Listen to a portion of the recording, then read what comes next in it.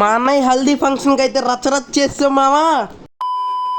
ఇంకెవాళ్ళు మన హల్దీ వీడియోలోకి వచ్చేస్తే ఇంకా మనకి ఇక్కడ స్టేజ్ డెకరేషన్ చేసేది అయితే మన పవన్ అన్న అనమాట. అంటే నేను డెకరేషన్ చూసాడా ఆ అన్నయ్య అయితే స్టేజ్ అయితే డెకరేషన్ చేశాడనమాట.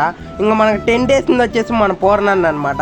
ఆ అన్నదే నేను 10 days వేసేటప్పుడు వీడియో అయితే తీయలేదు, అందుకే అదైతే నేను పెట్టట్లేదు మావా. ఇంకా స్టేజ్ అయితే ఎలా అనిపించిందో కింద కామెంట్ అయితే చేసేయండి మావా.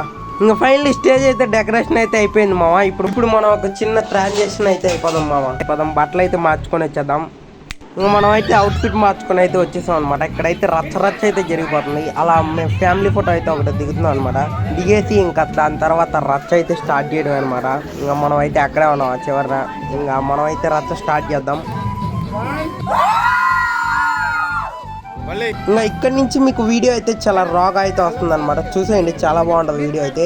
ఆ కుక్కని ఎందుకు కూర్చోబెట్టారని మీకు అయితే డౌట్ అయితే రావచ్చు. అది మా ఫ్యామిలీ పర్సన్ లాంటిది అనమాట.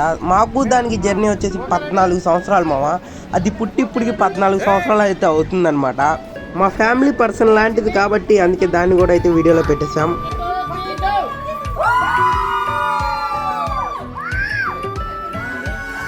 ఇంకా ఆ క్లిప్ అయిపోయిన తర్వాత వీళ్ళైతే రీల్ కోసం అయితే ప్రిపేర్ అవుతున్నారన్నమాట. ఆడవాళ్ళంతా ఇంకొక రీల్ అయితే చేసేస్తున్నారు. మనమైతే మన పనిలో మనమైతే ఉన్నాం అనమాట. మనం వీడియోలు తీసుకునే పనిలో మా బావగారు ఎక్కడే కూర్చున్నారు. ఇంకా మనం అయితే మీ అందరికీ అంతా కవర్ చేసి అయితే చూపిస్తాయి ఈ వీడియోలో.